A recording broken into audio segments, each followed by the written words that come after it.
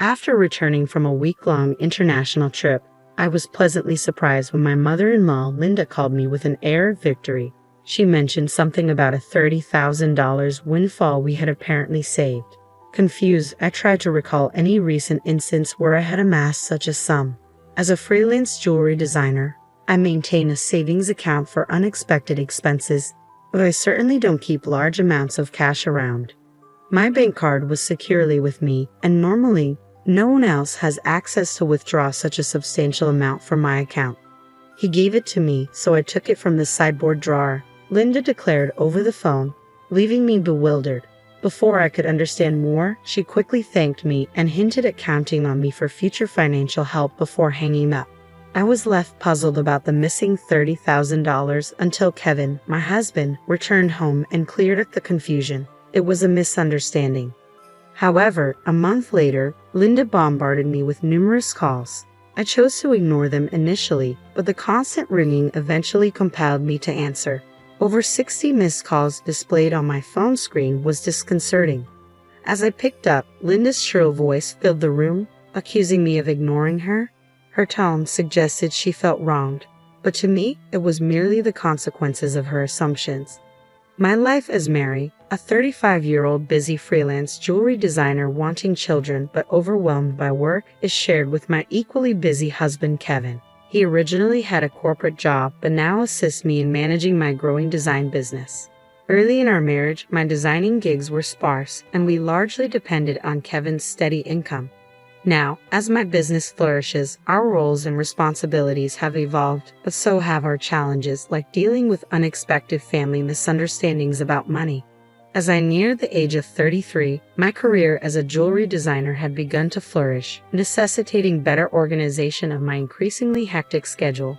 Sensing the growing demands of my business, Kevin, who was well-placed in his company and on track for promotion, made a bold decision. He resigned from his job to partner with me, applying his skills in management to our joint venture. Together, we secured contracts with prestigious international brands, enhancing both our professional and personal lives. However, managing success came with its unique set of challenges, particularly involving Kevin's mother, Linda. Living alone in the family home, she perceived our lives through a lens of luxury and often approached us with financial requests. "You always seem to be living so lavishly. I'm jealous," she would comment. As part of my role, attending product launches and dinners with executives was routine, yet Linda saw these obligations as mere leisure. Her requests grew more personal over time. "I'm going to throw a party for my friend soon. Can you give me some money for it?" she asked on one occasion. Although it might appear that we could easily afford such expenses, maintaining our business image was costly and filled with obligations that we couldn't ignore. We weren't living in luxury. These were necessary aspects of our work. Despite my repeated refusals, Kevin, being her son, would occasionally acquiesce to demands, reasoning that a little financial help was a small price for peace. "If giving her a little money keeps her quiet, then it's worth it," he argued, finding it simpler to appease her than to have her work disrupted. Yet Linda's demands only escalated. Recently, she expressed a desire for a new dress for an upcoming gathering. Just the other day, Linda came over and pestered Kevin. "Wouldn't a two-piece suit work? We've been asked to buy clothes before," she said. There might be cheaper options, but what Linda wants is certainly not cheap. I explained to her that her rebuttal was that it was a fancy party, and she couldn't be the only one dressed in old clothes. Furthermore, she insisted on a matching bag, leaving us exasperated. To manage her frequent requests, Kevin had previously set up a credit card in Linda's name, instructing her to use it for her expenses. Initially, she overspent significantly and was cautioned by Kevin. Although he asked her to inform us before making significant purchases, she continued her extravagant spending. This pattern of financial demands has left both Kevin and me at our wits' end, trying to balance the delicate act of supporting family while maintaining the integrity and sustainability of our business. I discovered an exquisite ring and couldn't resist purchasing it, though I regret not informing you beforehand. Unfortunately, the bill was exorbitant. If spending is going to be this unrestrained, perhaps it's best to return the card. We simply cannot cover these costs. The credit card was in Linda's name, but Kevin was the one managing and paying the bills. Linda seemed to misunderstand the purpose of the credit card, treating it as if it were an unlimited resource. She didn't grasp that every purchase made would eventually need to be paid for, and since the money wasn't coming directly from her own pocket, she continued to use it freely. Recognizing the need to curb her spending, Kevin decided to set a spending limit on her card. This led to Linda storming into our home one day, frustrated and complaining. "What the heck? I couldn't pay for my shopping the other day," Linda complained. "Why?" We explained that your excessive spending was straining our finances, which necessitated lowering your monthly limit. Kevin replied, trying to maintain some peace. "It's still enough, right? But you two are still dressing up and going to fancy places. How is what I'm doing any different?" Linda protested, viewing our activities as purely recreational. "That's part of our job, Linda. If that's a job, then what I'm doing isn't any different," I explained. "It's unfair that only you two get to have all the fun," she argued.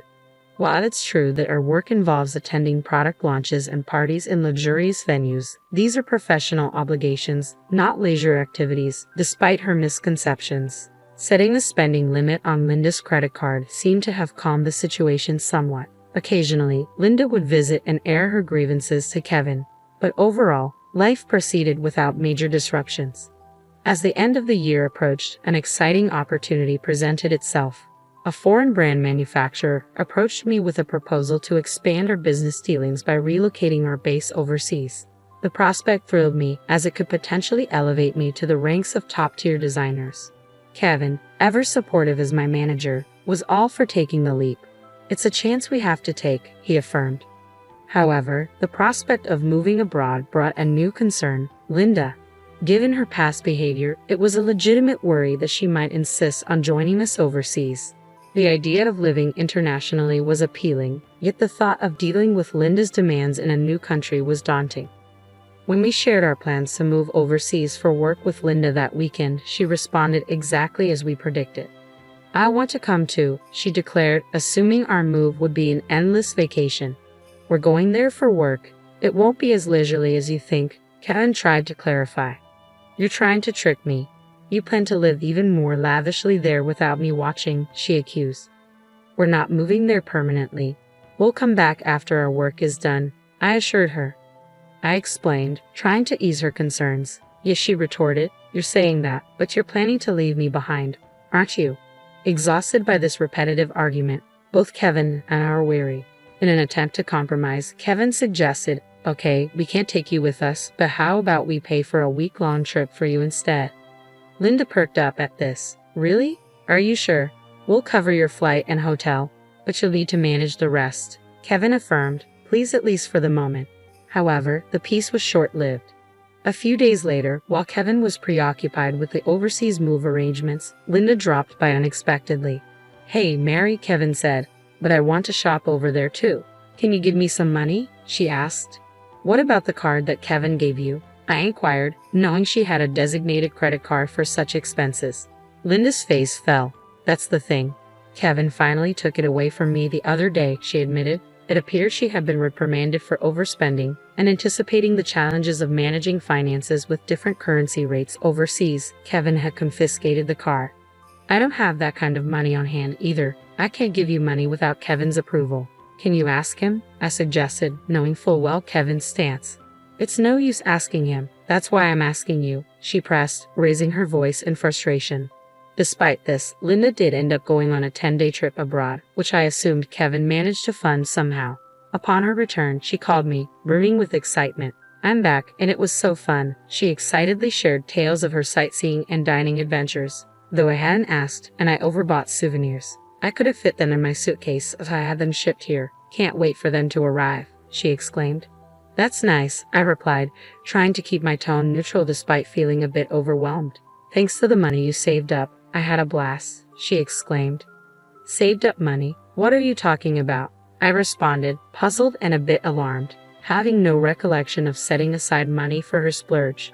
"I found it in your house's sideboard drawer," Linda said, claiming she took $30,000. I was stunned. Why would such a large amount of cash be stashed away at home, especially not in a drawer where anyone could find it?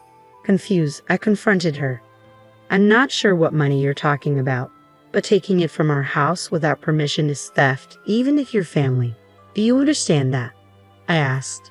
Linda's response was unsettlingly casual. That's why I'm telling you now. I used it. Consider it a post-factum report, she declared unapologetically. I have no idea about this money, but if you took it and used it without telling anyone, that's a crime.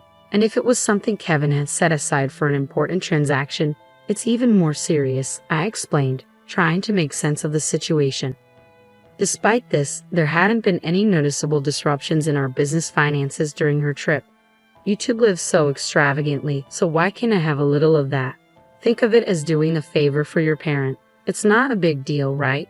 She rationalized, showing a sense of entitlement that was hard to comprehend.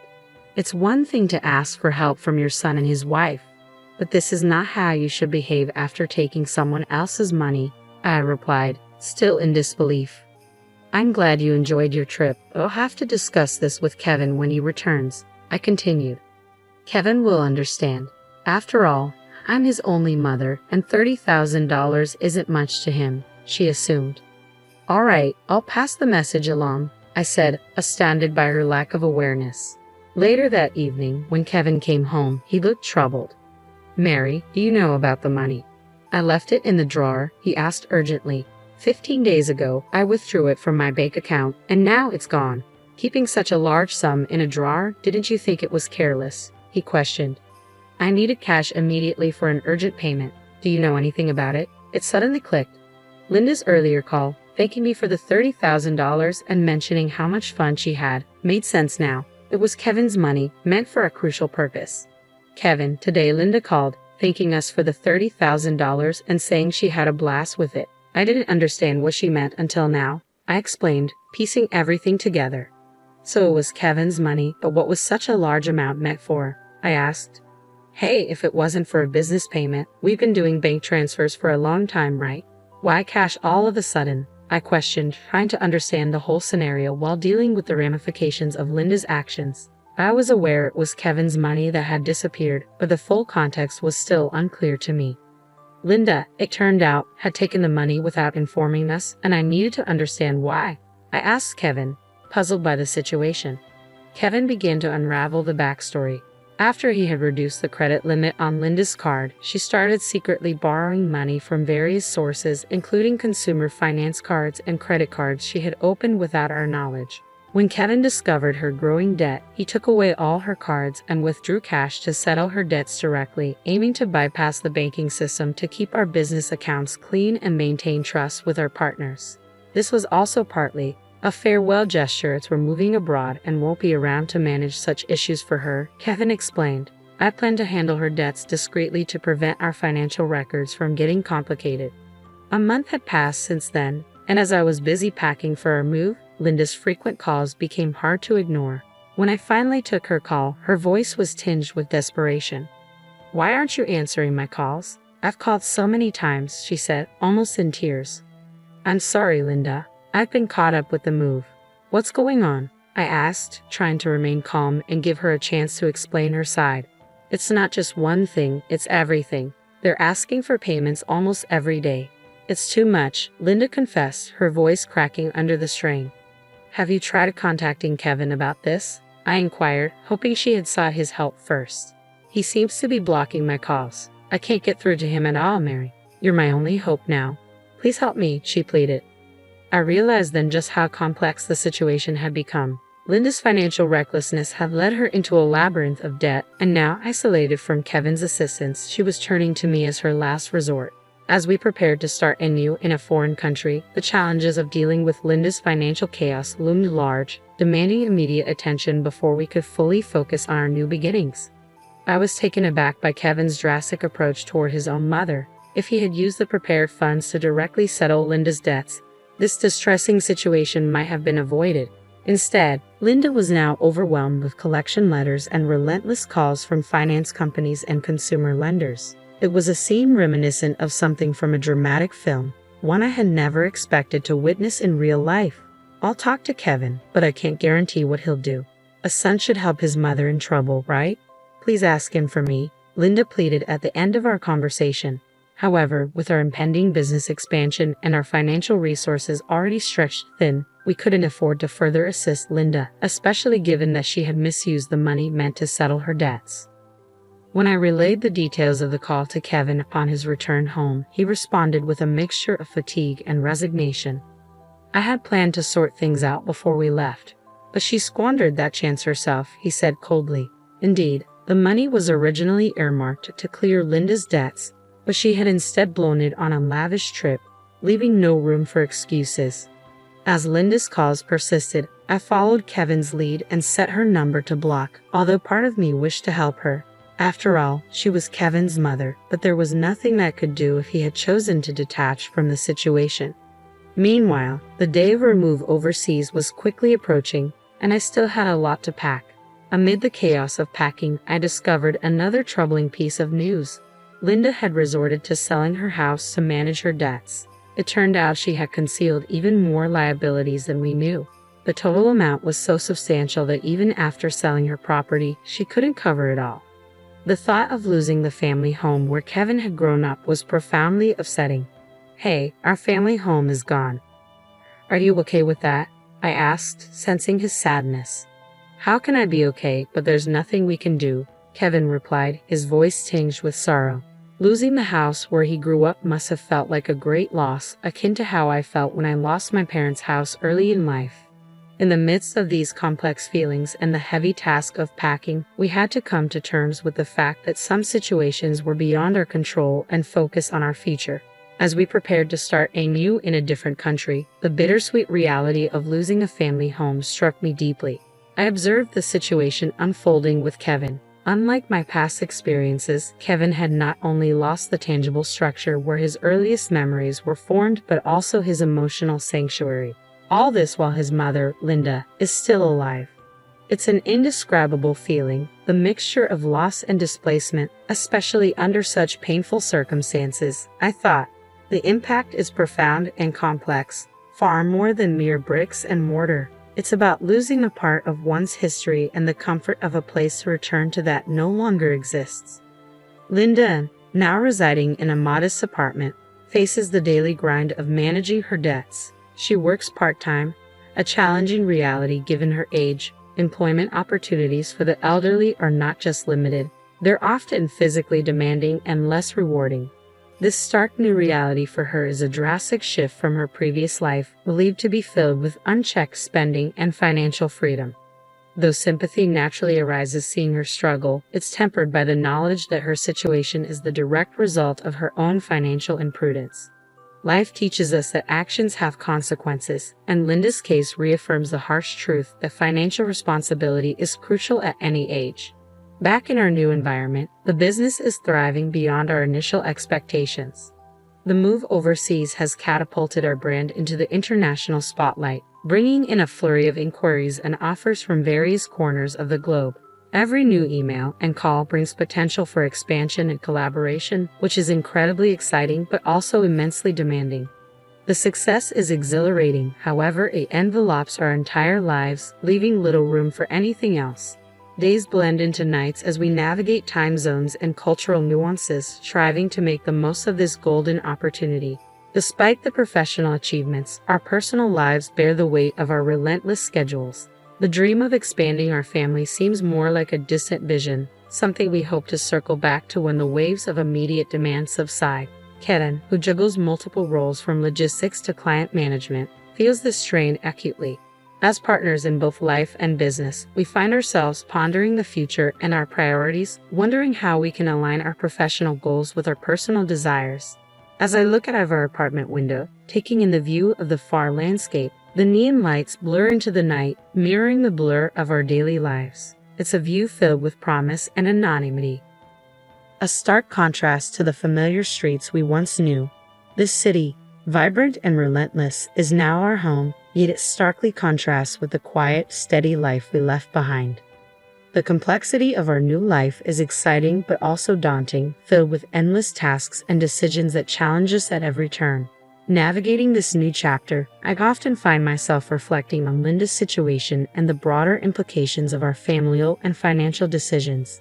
It's a continuous learning curve, understanding how deeply intertwined our choices are with the fabric of our lives. Each decision, each sacrifice, and each success shapes not just our immediate circumstances but also the legacy we leave behind. As we build this new phase of our life, we remain mindful of the delicate balance between achieving success and maintaining the relationships that define who we are beyond our business achievements.